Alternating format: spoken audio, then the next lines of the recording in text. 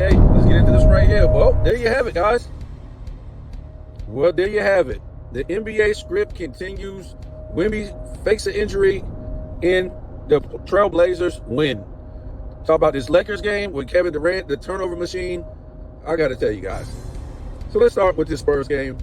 Whatever you guys want to think. The man bumped his head, concussion, blah, blah, blah. The man got up and literally ran back to the locker room, guys. You supposed to have some type of concussion. You supposed to be like, don't know where you are. You got up and he did fumble and bumble back to the locker room and, went the wrong way. The man literally got up like he seen a damn ghost and ran back to the locker room. Now, let's understand. How could that be scripted, man? The man, listen, when shit is scripted, it's scripted. They practice these things in practice, right? Him falling down, hitting his head, whatever like that, it's all scripted. Take it how you want. The NBA didn't lobby the politicians to get gambling legal so you dummies can win. No, it's so they can win. Nevertheless, whatever you want to think happened or what you saw happen, the Spurs should have never lost that game. It's nonsense, guys. The Spurs have no business losing that game, guys. No business at all. But guess what? The NBA got to get their money, guys. The betting companies got to get their money, right? So we'll just move past that game. If you think that, that injury was real, if I had a bet on it, which I don't bet, I've already told you guys, the NBA playoffs ain't shit but a whole bunch of injuries. They've been showing us that, the past, 4 or 5 years, it ain't nothing but a whole bunch of injuries. Teams win because the other star player gets hurt. There's no more, I won because I beat you straight up. The superstars on both teams was there. They wasn't hurt.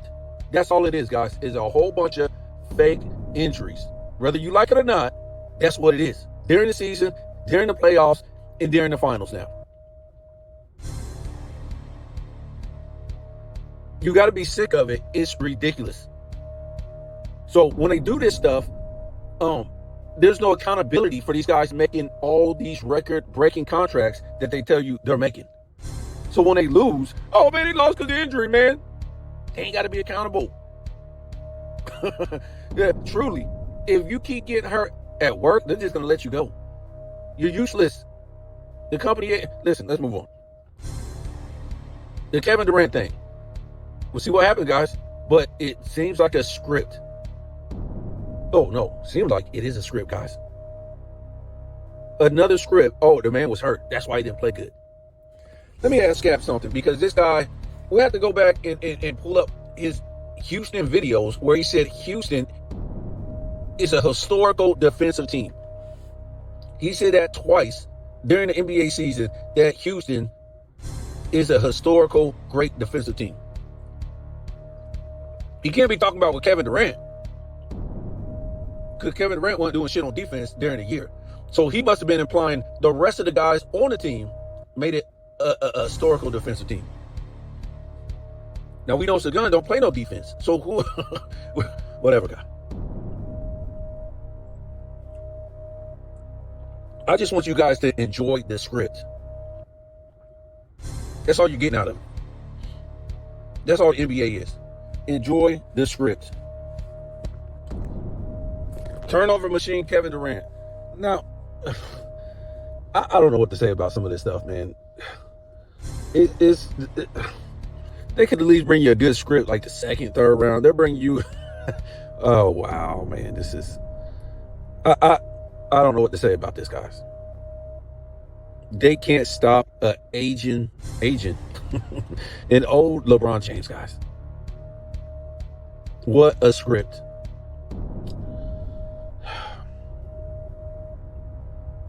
Is the NBA even worth talking about anymore, guys? I don't know. I don't know if it's even worth talking about anymore. It's so scripted to the max. People are touting Anthony Edwards for putting up 30 points on 40% shooting. Like, what? And 27% from the three. He was like 2 of 9 from the three the other day when they beat the Nuggets. It's like, what are we talking about? So we'll talk about this a little bit later. I'm going to make another video about this stuff. Just wanted to put that out there.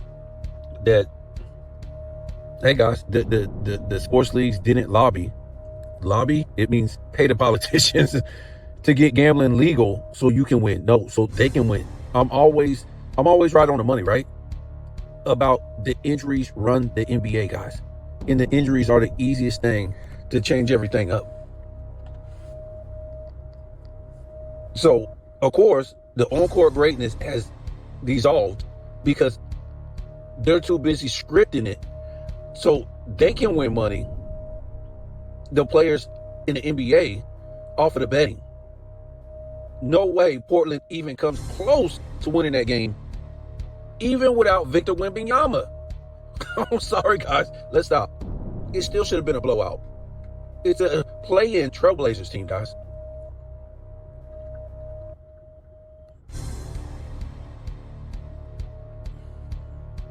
All that happens is these teams lose, so the star players don't have to take accountability. And when I say that, I mean they end up getting hurt in a playoff series, or they get hurt during the year and you hear the dumbass play-by-play guy, oh, suffering from nagging injury, still hobbling from this injury. They don't have to take accountability for all the money they make. And I'm not trying to say they have to win.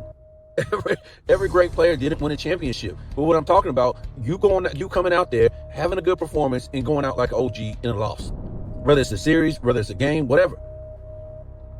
Nobody cares about injuries. If these guys are just prone to injuries, don't pay them this kind of money.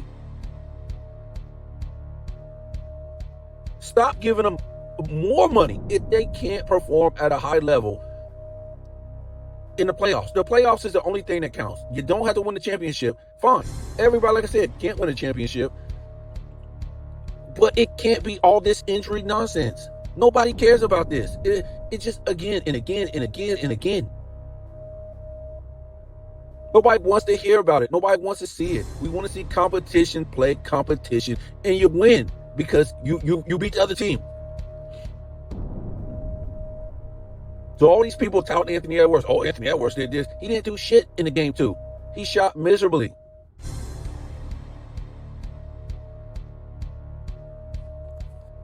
But yeah, here we are with these fake injuries. Wow. Joel Embiid doesn't play in game 2 against the Celtics, and the Celtics still lose? In Uncut, the day, after game 1, Uncut made a video talking about, oh, they fear Tatum. Who the hell fears Tatum? Tatum couldn't even win a finals MVP, couldn't win a conference finals MVP. Faked the injury, went down after he fumbled the ball against New York in the semi-conference finals. Or was that the conference finals? Whatever it was. Then the game was over. So he just magically, fucked up his, had that injury while he fumbled the ball. He didn't have the injury before he fumbled the ball. It was right after he fumbled the ball, he went down with that injury. I'm just sick of it, guys. If you want to believe in this nonsense, the NBA with these little fake injuries, anyways, yeah, the Sixers won without Joel Embiid. I know it ain't saying much, but still, that's a star player on the team. He can't play a second. Well, I didn't see him in the box score. Didn't watch the game, but that wasn't a back-to-back game. That's what they were saying. If he plays back-to-back, not with time in between games. This is why these ain't real NBA fans, guys. They would imagine 76er fans back in the 90s. Man, they would have torched Joel Embiid. He can't play no shit like that on them. Y'all ain't real Sixers fans. The ones that go pay to see these people play, there's no way Joel Embiid is playing in the 90s, guys. Or the 80s. Or probably not even in the 2000s for the 76ers. They would have destroyed this guy. Like I said, the fans were the coach back in the day. You blew an assignment, you missing free throws at a crucial moment, you didn't do this, man, they will cuss you out. Your own team. What the hell is he here for? I don't know why you signed him. This guy's a scrub, boy. They be killing you. Just trying to tell you. These ain't the same fan guys. These fans grew up listening to Drake. There you go. Holding hands and squeezing teddy bears and these are the new NBA fan guys. The guys that grew up listening to Tough, the Rossi High Drake, right? From Canada, grew up with a silver spoon in his mouth. Drake, who started rap singing, right? Wow. I remember that guy. Like, it ain't, I just when I stopped listening to hip hop about 2010, I'm like, I'm not gonna be singing rap.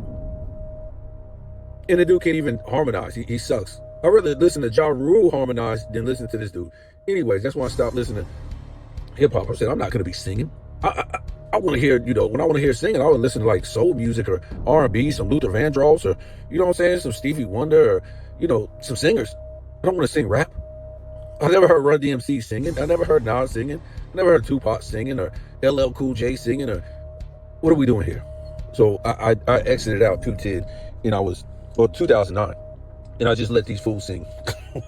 And then that was the end of R&B and soul and everything else. Rappers just became singers.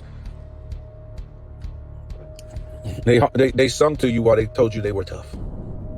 The only rap singing I liked, because it sounded damn good, was Bone Thugs and Harmony. Listen to the word harmony. They had harmony. They harmonized, and it sounded good. Listen to Bone Thugs and Harmony, and listen to Drake, guys. It's too. Anyways, I told this dude at work. I said, you don't remember I think it was maybe in the early 2010s, maybe. I said, do you remember when Drake came out of the closet in this interview on VH1, told everybody he was gay? He was like, no, I don't remember that. He's a younger dude, right? And I said, okay, I'm gonna show you tomorrow. I'm gonna show you the video. Yes, this dude. I'll put it on my channel. I don't know if it's still up there, but yeah, Drake. It was in this interview on VH1, and he was in all pink too, all pink sweater.